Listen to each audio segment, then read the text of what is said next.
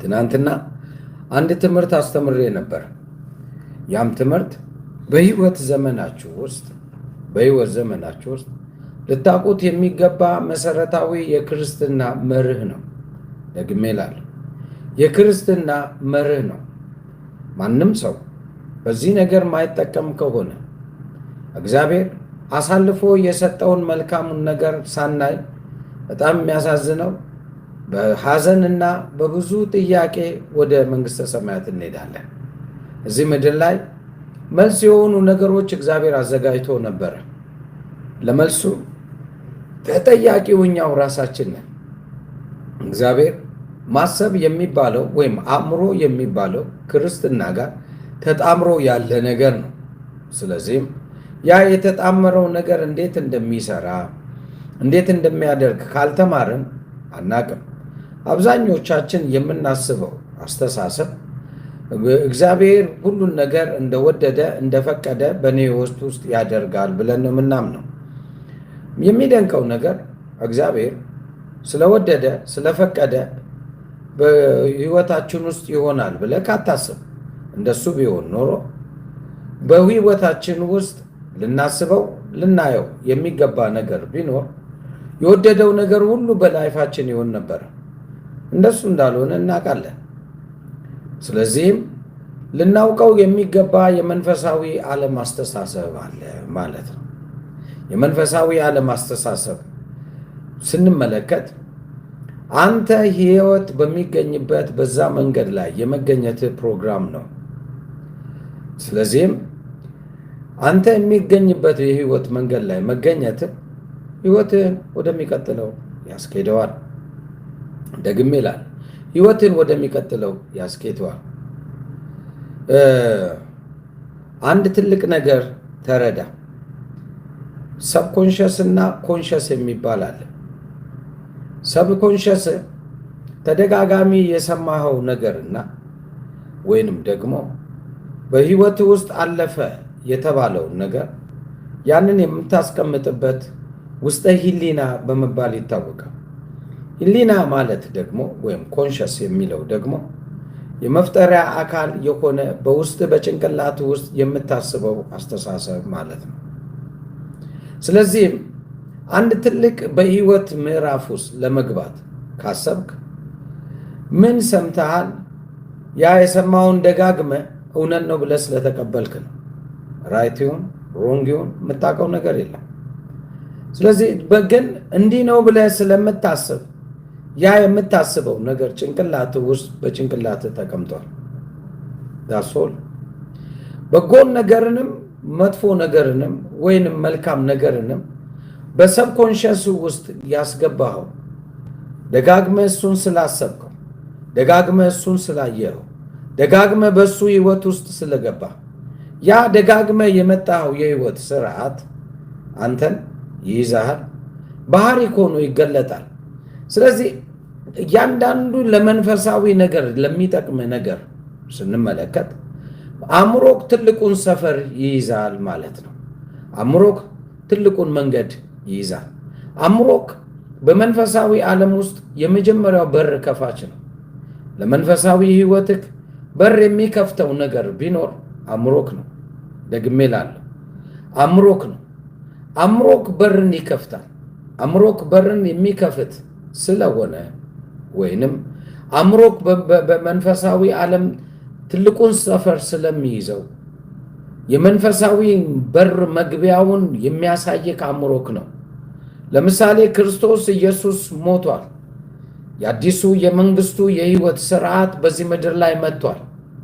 የሚደንቀው ነገር ግን አእምሮክ ያንን እስካልተቀበለ ድረስ ወደዛ መንግስት ውስጥ አትገባም።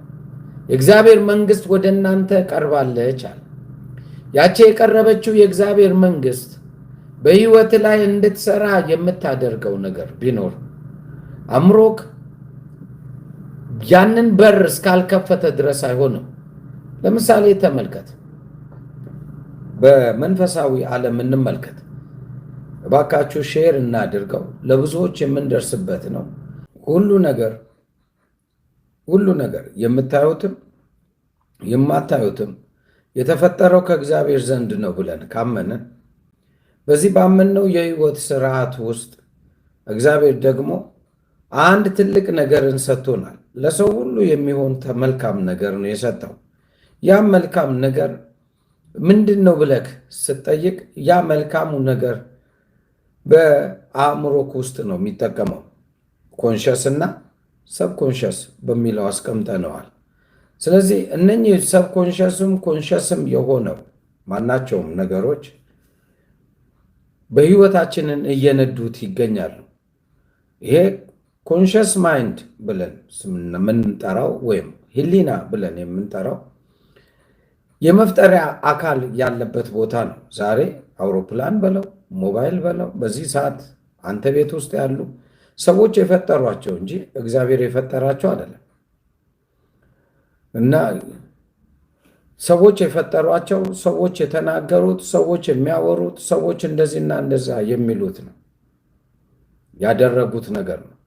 ስለዚህ የመፍጠሪያ ቦታ ነው ብለን ነው የምናምነው። ዛሬ ልናገረው የፈለግኩት ግን በአእምሮክ ውስጥ ያሉ ትልልቅ ነገሮችን እንዴት መጠቀም እንደምትችል ነው። እነኚህ ትልልቅ ነገሮችን እንዴት መጠቀም ትችላለህ?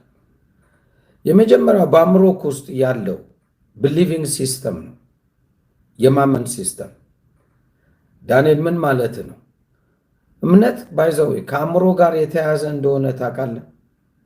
በዚህ በምታምነው ነገር ላይ አእምሮክ ትልቁ ሚና እንደሚጫወት፣ ለማመን ትልቁን በር የሚከፍተው አእምሮክ እንደሆነ፣ የመንግስተ ሰማያትን መንገድ ለማግኘት አእምሮክ ትልቁም መንገድ እንደተጫወተ።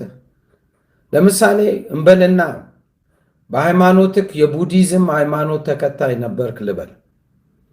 ጌታ ኢየሱስ ተቀበል ተብሎ ሲነገር ጌታ ኢየሱስን ተቀበልክ።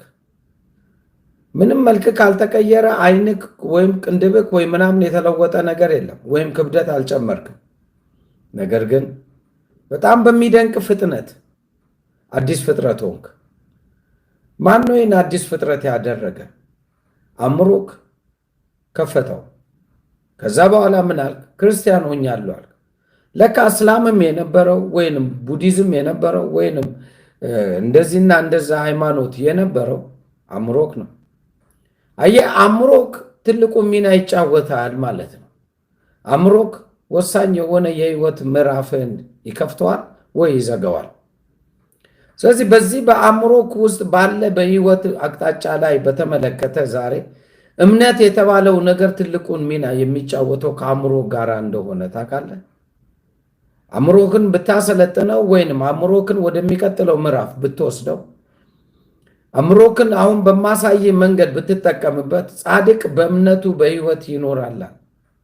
በእምነት የምትኖርበትን የህይወት ምዕራፎችን እግዚአብሔር ከፍቶልሃል ብዬ ነው የማምነው።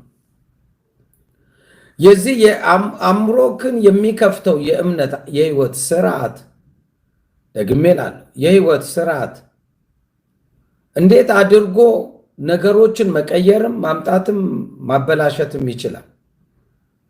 እኔ በጣም የሚደንቀኝ ነገር ላውራችሁ። አእምሮክ ነክ ያለውን ነገር ወይም የሰማውን ኢንፎርሜሽን ነኝ ብለክ ለመቀበል ምንም ችግር የለበትም። ደጋግመክ ነገሩን ወስነክ ካሰብከው ነኝ ብለህ ነው የምታስበው። ኃያል ነኝ፣ ብርቱ ነኝ፣ ደካማ ነኝ ወይም እንደዚህ ነኝ እንደዛ ነኝ ብለህ ነው የምታስበው። እንግዲህ ብሊቪንግ ሲስተምክ ከአእምሮ ጋር የተያያዘ ነው ማለት ነው። ደግሜ እላለሁ የማመን ህይወት ከአእምሮ ጋር የተያያዘ ነው። ምን ያህል አማኝ ነክ፣ ምን ያህል አውቀሃል ብዬ ነው ማምነው። ያወቅከውን ነገር ነው የምታምነው፣ ያላወቅከውን ነገር አታምንም። እንዲህ አምኛለሁ ብለህ የተናገርከው ወይም ያወራኸው ወይንም በዚህ ነገር ላይ ራሴን ሰጥቻለሁ ላልከው ነገር ምን አምናሃል? ምን አስበሃል ነው? ምን አውቀሃል? ምን ተረድተሃል? ምን አሰላስለሃል? በቃ አለቀ። ስለዚህ አንድ ሰው ለማመን መጀመሪያ ምን ማድረግ አለበት? መስማት ነው። መስማት የህሊና ቋንቋ ነው። ደግሜ እላለሁ መስማት የህሊና ቋንቋ ነው። የህሊና ቋንቋ ስለሆነ የምትሰማው ነገር ለህሊናክ ቋንቋ ፍቺ ይሰጠዋል። ቋንቋ ይሰጠውና ህሊናክ ለማመንም ላለማመንም ምክንያት የሚፈጥር ይሆናል ማለት ነው። ፈቃድ፣ ስሜት የሚለውን እዛ ውስጥ ስለምናገኝ፣ ስለዚህ አመንኩ ስትል ከአእምሮ ጋር የተያያዘ የህይወት ስርዓት ነው። እንግዲያው ይህን ያህል ካልኳችሁ ወደ ሁለተኛው እንሂድ። መደጋገም፣ አንድ ነገርን መደጋገም ለአእምሮክ በጣም ወሳኝ ነው።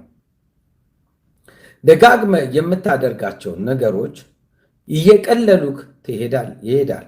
እየቀለሉክ ህይወትህን በቀላሉ የምትመራበት ያደርጋል። ሰው ደገመ ስትል ያንን ነገር አጣራ ነው፣ ደጋግሞ አወቀ ነው። ደግሜ እላለሁ፣ ደጋግሞ አወቀ፣ በተሻለ መልክ አወቀ፣ ተረዳ፣ አስተዋለ ብለክ ታወራለህ።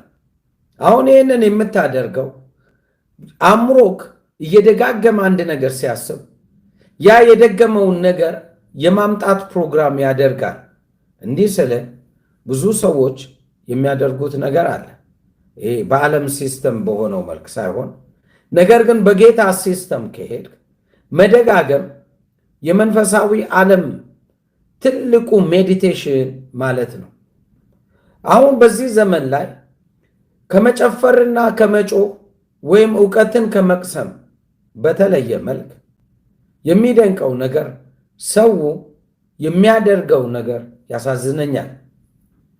መደጋገምን ማሰላሰልን አይፈልግም። ማሰላሰልን የማትፈልግ ሰው ከሆንክ፣ ማሰላሰል ውስጥ ከሌለ ክንውንን አትጠብቅ። ደግሜ እላለሁ፣ ክንውንን አትጠብቅ።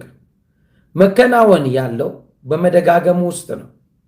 ደግሜ እላለሁ፣ በነጮቹ ሲያወሩ ኢቭን እንኳን የእጅ ሙያን ፕራክቲስ ሜክስ ፐርፌክት ይላሉ። ያንን ነገር ደጋግመ ስታደርገው ፐርፌክት የሆንክ ሰው ትሆናለህ በዛ ነገር ላይ። እንግዲያውስ የክርስትና ህይወትን ስትመለከት የመደጋገም የህይወት ስርዓት እንዲኖርክ ይፈልጋል መጽሐፍ ቅዱስ። ይህ ቃልን በልብህም በአፍህም ሆነ እንዲሁም በዓይኖች ላይ በእጆችህም ላይ እንደ ክታብ ይሁኑልህ ብሎ ሲያስቀምጥ በቤት መቃል ላይ ጻፈው ሲል ለምን ያለ ይመስላል? ነገሩን ያለማቋረጥ እንድትደግመው ነው። ለምሳሌ የመናፍስት ጠሪዎችን እናውራ። የመናፍስት ጠሪዎችን ስታወራ ከኛ የሚለያቸው ነገር ቢኖር ምንድን ነው ብትለኝ፣ ከኛ የሚለያቸው ነገር ቢኖር እነሱ አንድ ነገርን መድገም ይችላሉ። መድገም ስለሚችሉ ክፉ ነገር ለማድረግ ደጋግመው እንደሚያደርጉት ያውቃሉ። እየደገመ ሲሄድ አእምሯቸው ያንን ነገር እየተቀበለ ከመናፍስቱ ዓለም ጋር እየተገናኙ፣ አንተ ደግሞ በአዲሱ ኪዳን የህይወት ስርዓት ውስጥ ያለክ ሰው ስለሆንክ የአዲሱ ኪዳን የህይወት ስርዓት ምንድን ነው የሚለው? መደጋገምን ይቃወማል ወይ? አይቃወምም። ሮሜ ምዕራፍ 8 ቁጥር 3 ላይ ተመልከት። የሥጋ የሆኑ የሥጋን ነገር ያስባሉ አለ። ይደጋግማሉ፣ ያንን ነገር ያስቡታል፣ ሲያስቡ ይውላሉ። ስለዚህ እነኚህ ሰዎች የሥጋ ናቸውና የሥጋን ነገር ያስባሉ። እኛ ደግሞ የመንፈስ ሰዎች ነንና መንፈሳዊ ሰው፣ መንፈሳዊ አእምሮ ያለው ሰው፣ መንፈሳዊ አካሄድን የሚሄድ ሰው መንፈሳዊነትን ያስባል አለ። እነኚህ በጣም ወሳኝ የሆነ ነው። የሥጋ የሆነ ሥጋን ነው የሚያስበው፣ የመንፈስ የሆነ መንፈስን ነው የሚያስበው። ሰው እንግዲህ የማሰቡ ጉልበቱ አቅሙ ነው ማለት ነው። ሰውየው የአንዱ ሰው ከአንዱ ሰው የሚለየው እግዚአብሔር የሆነ ልዩነት ፈጥሮበት ሳይሆን የማሰቢያ የህይወት ስርዓት ተለያይቶ ነው። ደግሜ እላለሁ፣ የማሰቢያ የህይወት ስርዓት ተለያይቶ ነው። ሰነፍም ደካማም ጎበዝም ነው ያልከው በማሰቡ ነው። ስለዚህ የማሰብን ጉልበት ብታደርገው በጣም መልካም ነው። በጣም የሚገርመው ነገር ሁለት መጽሐፍቶች በጣም እንትን እላችኋለሁ እንድታነቡ፣ በተለይ ውጭ ሀገር ያላችሁ ሰዎች ቲንክ ቢግ የሚል ይሄ የዓለም መጽሐፍ ነው፣ ግን የጻፉት ሰዎች እንትኖች ናቸው፣ አማኝ ነበሩና እና ቲንክ ቢግ የሚል ነው። ሁለተኛው መጽሐፍ ቲንክ ሪች የሚል ነው። ስለዚህ ሀብታም ለመሆንም ማሰብ ነው፣ ታላቅ ለመሆንም ማሰብ ነው የሚል ነው። ዘመድ አልጠየቀ፣ ጎሳ አልጠየቀ፣ ወይም ደግሞ ይሄ ነው ያ ነው የሚል አልጠየቀም። የጠየቀው ነገር ቢኖር ማሰብ የሚል ነው። ለምሳሌ አንድ ጥያቄ ልጠይቃቸው። ሰው ገደልክ ልበልክ። አንተ ሰው አትገልም፣ ግን ሰው ገደልክ ልበልህ። ሰው ገለክ፣ ሰውየው አይመለስም። ወደምትሸኘው ሸኝተኸዋል። ነገር ግን የሚገርመው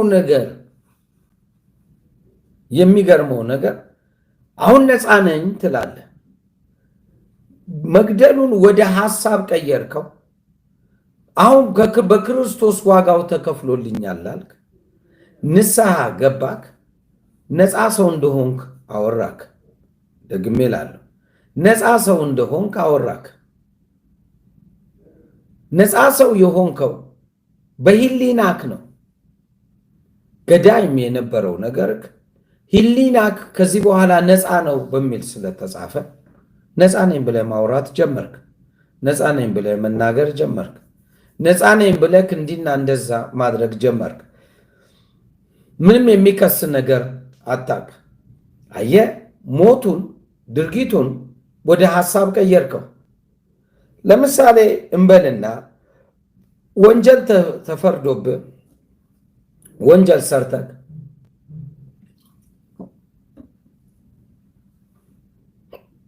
ተፈርዶብህ ወደ እስር ቤት ገባህ ልበል። ወደ እስር ቤት ገብተህ ወንጀሉ 3 ዓመት የሚያስቀጣ ነው። 3 ዓመት ተቀጥተህ ወጣ። መንገድ ላይ ለሚያገኝህ ሰው በሙሉ ወንጀለኛ ነው ቢልክ መልስክ አይደለሁም፣ ዋጋው ተከፍሏል ነው። አየህ፣ የትኛውም ነገር ወደ ሐሳብ እየተቀየረ የሚኖር ነው። ድርጊቱም ወደ ሐሳብ ይቀየራል። ልታደርገው ያለውም ወደ ሐሳብ ይቀየራል። ሐሳብ ትልቁ ጉልበት ነው ማለት ነው። በሌላ አማርኛ ሐሳብ ትልቁ ኃይል የሚገለጥበት ቦታ ነው ብዬ ነው ማምነው። ስለዚህ መደጋገም የህይወትህ ትልቁ ኪ ይሁን። ለምሳሌ በጠዋት ስትነሳ ሌላውን ጸሎት አቁመክ ይህቺ ቀን የኔ ናት፣ እግዚአብሔር በሰራት ቀን በሷም ደስ ይበለን ብትል ኤቭሪዴይ ጸሎትክ እንዲህ ቢሆን በሚመጣው ዘመንክ በሙሉ ደስተኛ ሆነ ትጨርሳለህ። ምክንያቱም እግዚአብሔር ሰርቶታል አልክ። እግዚአብሔር ስራችንን ሰርቶልናል አልክ። በዛ መሰረት እየቀጠለ ህይወትክ ይሄዳል ማለት ነው። አሁን እንዳትረሳ ልነግርህ የፈለግኩት ነገር መደጋገም የህይወትን ኪ ይለውጣል ብዬ ነው ማምነው። መደጋገም የህይወትን አካሄድ ይለውጣል። ክርስቲያን ያቃተው ነገር ቢኖር መደጋገምን ነው። ምክንያቱም ሜዲቴት ማድረግ ከጀመረ ማለፍ ይጀምራል። ልንገራችሁ፣ ለምን ይመስላል ክርስቲያን ሲጸልይ መዝሙር ይከፍታል፣ አትሞስፈሩ አእምሮው መደጋገምን አያውቅም። ዝም ብሎ በቃ ሌላ ነገር እያሰበ ይጸልያል። ያንን የምደግመው ነገርን ብታውቀው ኖሮ ብታስበው ኖሮ በጣም ትልቅ ውጤት ታመጣ ነበረ። ደግሜ እላለሁ፣ በጣም ትልቅ ውጤት ታመጣ ነበረ። ዛሬ ህይወት ሳይለወጥ አንድ አይነት ህይወት የመኖር ፕሮግራም በክርስቲያን ህይወት ውስጥ የምናየው መደጋገም የተባለውን የህይወት ስርዓት ስላላወቀ ነው። ደግሜ እላለሁ፣ መደጋገም የተባለ የህይወት ስርዓት ስላላወቀ ነው። እንዲህ ስል አይኖ ስላለመድነው ውሸት ሊመስለን ይችላል፣ ግን እውነቱ ግን ይሄ ነው። እባካችሁ ሼር እናርገው፣ ላይክ እናርገው፣ ለብዙዎች እንትረፍ፣ ብዙዎችን ወደሚቀጥለው ምዕራፍ እንውሰዳቸው። ምክንያቱም መንፈስ ዓለም ተዘጋጅቷል ብዬ አምናለሁ። ለዚህ ከተዘጋጀ የመጠቀም ፕሮግራም የኛ ፕሮግራም ነው ብዬ ነው ማምነው።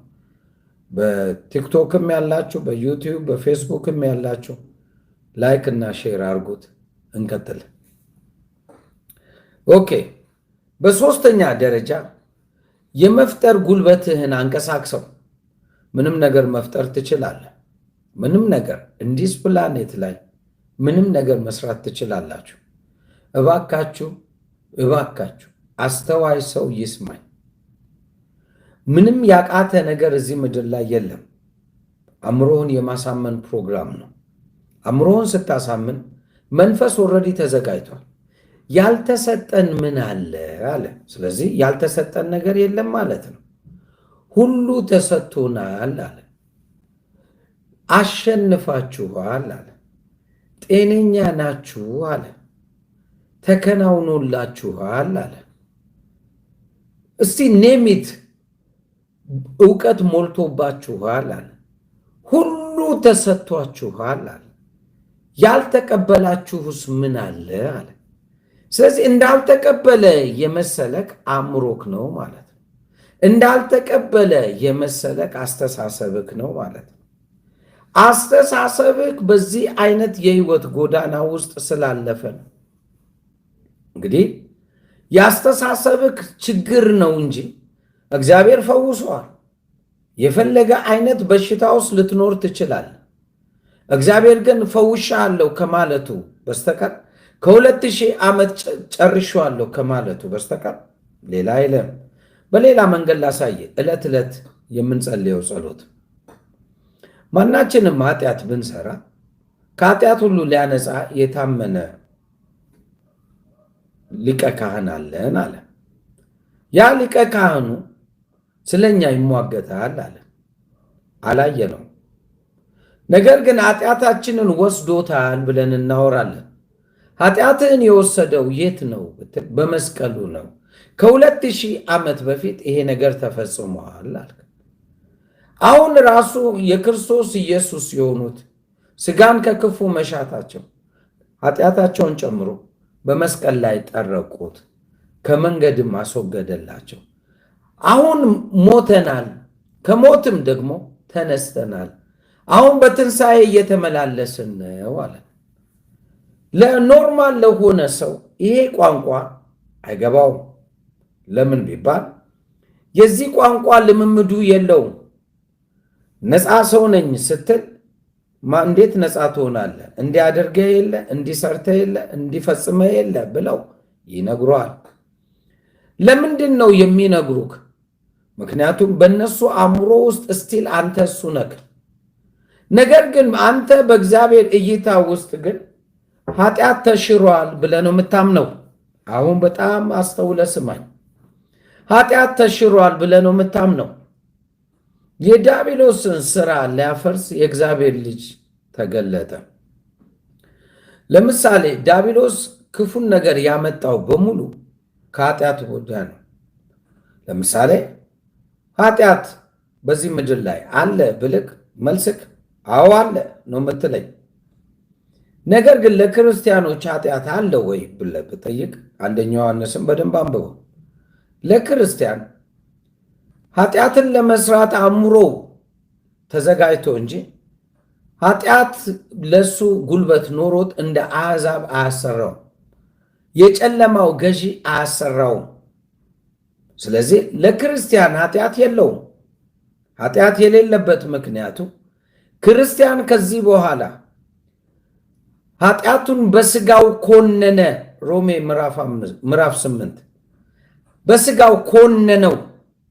ያ ማለት ኮነነው ማለት ጉልበት የለህም፣ ከዚህ በኋላ በልጆቼ ላይ አቅም የለህም፣ ከዚህ በኋላ ህይወት የለህም የሚል አዋጅ ወጣ። በዛው መጠን ሞት ሆይ መውጊያክ የታል? ሲኦል ሆይ ድል መንሳት የታል? አሁን በደንብ ተመልከት። ኃጢአትን አስወግዷል። ነገር ግን በእኛ ውስጥ ግን ምኞት ጸንሳ ኃጢአትን ወለደች። ስለዚህ ለኃጢአት ጉልበት የሰጠ ነው በእኛ በህይወታችን እኛው ራሳችን። ኃጢአቱ እኛን አስጨንቆን ወይም ገዝቶን አይደለም። እኛ ፈቃደኞች ሆነን ለዛ ለኃጢአቱ ምኞት ኖረን ፍላጎት ኖረን። ለዚህ ነው መጽሐፍ ቅዱስ ኃጢአትም ጸንሳ ምኞትም ጸንሳ ኃጢአትን ትወልዳለች፣ ኃጢአትም ጸንሳ ሞትን ትወልዳለች። የተጻፈው እኮ ለኛ ነው፣ መልእክት ነው። እንግዲያውስ ለእኛ ጉልበት ያሳጣን ነገር ቢኖር አእምሯችን ማሰብ ስላቃተው ነው። ደግሜ እላለሁ፣ አይኖ እንዲህ ሳወራ ደስ የማይላችሁ ሰዎች ሊኖር ይችላል። ነገር ግን ሲስተማቲካሊ የዲያብሎስን ስራ ሊያፈርስ የእግዚአብሔር ልጅ ተገልጧል። ከዚህ በኋላ አፈርሶ ኦልሬዲ አፍርሶታል። ዋጋውን ከፍሎታል። ዋጋውን ከከፈለ በዛ በተከፈለው የህይወት ዋጋ ውስጥ ድጋሚ አንተን የማሰር አቅም የለውም።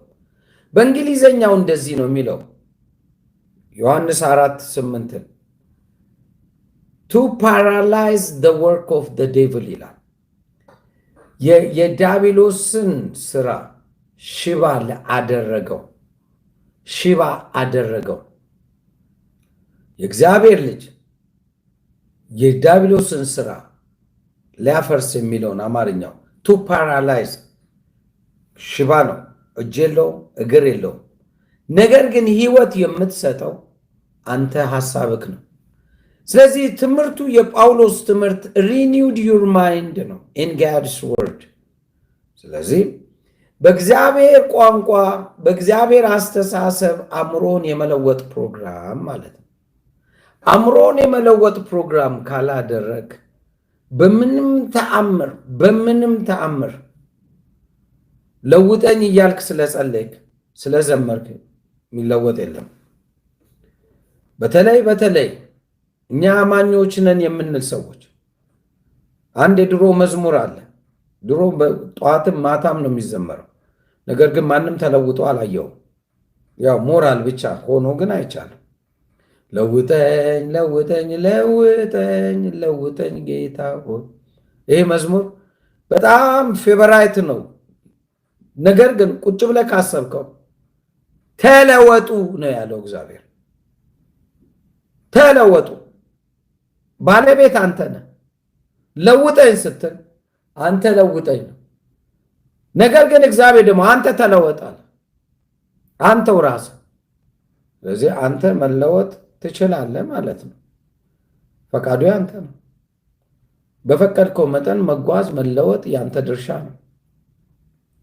ይህንን በደንብ ውስጥ አስቀምጠው። እንግዲህ የሆነ ነገር መፍጠር በህይወት ትችላለህ ብዬ ሳወራ ለኃጢአት ነፃነትን ማለት ኃጢአት ከዚህ በኋላ በኔው ህይወት ውስጥ አይሰራም ብለህ ማመን፣ ማስተዋል፣ ያንን ጥበብ መከተል ያንተ ድርሻ ነው።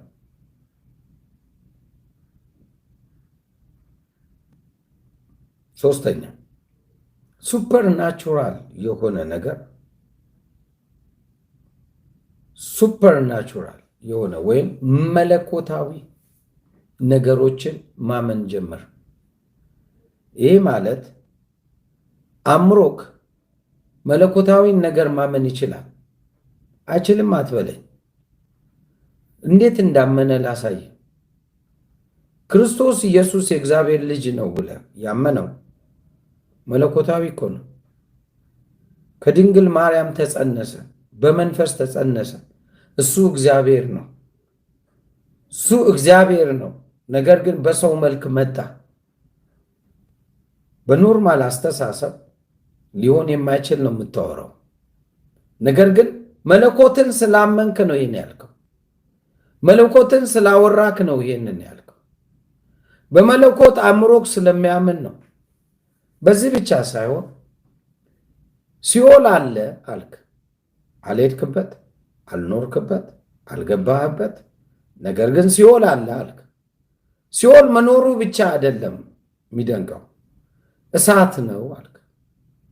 የሚደንቀው ነገር እሳት ውስጥ ትል አለ አልክ። ትሉ አንተን ይበላሃል አልክ። አንተ ትቃጠላለህ ብለህ አመንክ። እኔ እቃጠላለሁ አልክ።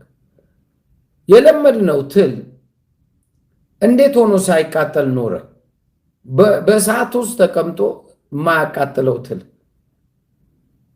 በእሳት ውስጥ የሚኖር ትል። ምን አይነት ትል? መለኮታዊ እኮ ነው የምታምነው። መለኮታዊ ነገር አእምሮክ ያምናል። አላምንም የሚል አእምሮ አይኑርክ። ለምን? መለኮታዊ ቁርኝት ያለው አእምሮ ነው የተሰጠ። ዳስ ዋይ ሰዎች ሁሉ የመለኮትን ፍለጋ የሚዞሩት። ነገስታት ይሁን፣ አለቆች ይሁን፣ ድሃ ይሁን፣ ሀብታም ይሁን፣ ሚዲዮከር የሆነ ሰውም ይሁን፣ የፈለገ ይሁን፣ መለኮታዊ ነገር ግን ይፈልጋል። መለኮትን የማይፈልግ ምድር ላይ ማንም የለም። ሱፐር የሆነውን ነገር ለምንድን ነው ፊልሞች የምታየው? ሱፐር የሆኑ ሰዎች ኢሉዥን ውስጥ ስላሉ አይደለ? ዛሬ የምትመለከተው ስፓይደርማን፣ ባትማን ምናምን እያሉ አንዳንድ ፊልሞችን የሚሰሩልን ብዙ ፊልሞች፣ አሁን የሚሰሩ ፊልሞች ኢሉዥን ናቸው። ለምን? ሰው ውስጥ መለኮታዊ ነገር አለ። ሰው ውስጥ መለኮታዊ ነገር ይንቀሳቀሳል። ከዚህ ዓለም ውጪ የሆነ ሱፐር የሆነ ነገር ማንም ሰው መሆን የሚፈልገው ሱፐር የሆነ ሰው መሆን ነው። ነገር ግን አእምሮክ እንደሆነ ኔቸርክ እንደሆነ ታውቃለህ። ያንን ኔቸር በውስጥ የተቀመጠውን ማንቀሳቀስ ያንተ ድርሻ ነው። ይህን ስናገር በደንብ አስተውላችሁ ትሰሙ ዘንድ እወዳለሁ። ሲስተሙ እንደዛ ነው። አምስተኛው የመጨረሻው ይህን ተናግሬ ልጨርስ። ምኞትና ፍላጎት መጠበቅ። ልንገረክ፣ በአስተሳሰብ ምኞትንና ፍላጎትን ማጠበቅ ከሆነ ብዙ ነገር ትጎዳለህ። ደግሜ እላለሁ፣ ብዙ ነገር ትጎዳለህ። ምኞትክ ወደ ኢጎስቲክ ይለውጣል፣ ወይንም ደግሞ ወደ ቅናት ውስጥ ይከታል። ያ ሲገባ ክፉ ለማድረግ ልብ ይነሳል። ነገር ግን ያንን የሚጠብቅ አእምሮ እንዳለክ ታውቃለህ። ለምን? ፍቅር የተባለ ነገር ከእኔ ይልቅ ሌላ ሰው ብለህ የምታስብ ከሆነ ኢጎስቲክ አትሆንም፣ ወይንም ለምኞትና ለፍላጎት የተገዛክ ሰው አትሆንም። ለሌላ ሰው ልብህ ይራራል። ሌላ ሰው ቢቀድም ደስ ይልሃል። ሌላ ሰው ቢያይ ደስ ይልሃል። ያ የህይወት ምዕራፍክ ይሆናል። አየህ፣ አእምሮክ ውስጥ ነው ግን ይህም ያለው። ትዝ ይልህ እንደሆነ ኢየሱስ የቤት ቅናት በላኝ አለ። የቤት ቅናት በላኝ ሲል ውስጡ ምኞት አለው፣ ፍላጎት አለው። የአባቴ ቤት የምናምኖች ቀራጮችና የሌቦች መታጎሪያ አይሆንም ብሎ ሲል ያ ቅናቱ የጸሎት ቤት ይሆናል ብሎ ነው። አሁን በደንብ ተረዳኝ። ምኞትና ፍላጎት ምን እፈልጋለሁ፣ ምን አገኛለሁ፣ ወይም ደግሞ ምንድን ነው ከዚህ ነገር የምማረው የምፈልገው ነገር ብሎ ካላሰበ በጣም ይጎዳል። እንግዲያውስ እያንዳንዱ የአእምሮ ክፍልክ ትልቁ ሚና ይጫወታል። እንዳትረሳ ቅድም ያልኩት አምስቱ ሕዋሳቶች የውጭ ዓለምህን የሚያስተዋውቁና የሚያስረዱ ናቸው። የትኛውም ትምህርት አምስቱ ሕዋሳትን ማሰልጠን ነው። የፈለገው ሳይንስ ምድር ላይ ጥራ፣ አምስቱን ሕዋሳት ማሰልጠን ነው። የምታየውን፣ የምትሰማውን፣ የምትቀምሰውን፣ የምታሸተውና የምትዳስሰውን የማዳበር ፕሮግራም ነው የትኛውም ትምህርት። ይሄ አእምሮ ለተከፈተላችሁ ሰዎች ነው ማወራው። እንግዲያውስ ሐሳብስ የአእምሮ ቋንቋ ነው። ሐሳብ የአእምሮ ቋንቋ ነው። ስሜትስ ቦዲ ላንጉጅ ነው። ደግሜ እላለሁ፣ ስሜት ቦዲ ላንጉጅ ነው። አንድ ይህንን ተናግሬ ለሁላችን የሚጠቅም ስለሆነ እንጨርስ። ቶት እና ፊሊንግ ኮምባይን ሲሆኑ ወይም ሐሳብና ስሜት ሲደባለቁ አንድ ላይ ሲዋሃዱ ምንን የሚፈጥር ይመስላል? አቲቲዩድ፣ ባህሪ። እኔ እንዲህ ነኝ፣ እኔ እንደዛ ነኝ የምትለውን ይወለዳል። ዛሬ እኔ ነኝ ያልከው ስሜትህና ሐሳብህ ተቀላቅለው ነው። ስለዚህ ሐሳብ ምን ያህል በክርስትና ሕይወት ውስጥ ቦታ እንዳለው ትመለከታለህ። የጳውሎስ ትምህርቶችን ስትመለከት በሙሉ ሐሳብህን ለውጥ ነው። ይህን ዓለም አትምሰል፣ ይህን ዓለም አትያዝ፣ በዚህ ዓለም ውስጥ ያለውን አካሄድ አትመልከት። ስጋውያን የሆኑ የስጋን ነገር ያስባል፣ መንፈሳዊያን የሆኑ የመንፈስን ነገር ያስባል። ይሄ ነው እንግዲህ ትምህርቱ፣ ይሄ ነው እንግዲህ የህይወት ስርዓቱ። እንግዲህ ወሳኝ የሆነውን ነገር አውርቻችኋለሁ። ስለዚህም በዚህ ባወራኋችሁ ነገር የመጠቀም ፕሮግራም የእናንተ ፕሮግራም ነው ማለት ነው። እስቲ እንጸልይ። እግዚአብሔር አባት ሆይ በጌታ በኢየሱስ ክርስቶስ ስም ምሕረትህ ያግዛቸው፣ ቸርነትህ ያግዛቸው፣ መልካምነትህ በሕይወታቸው ላይ ይስፋፋ።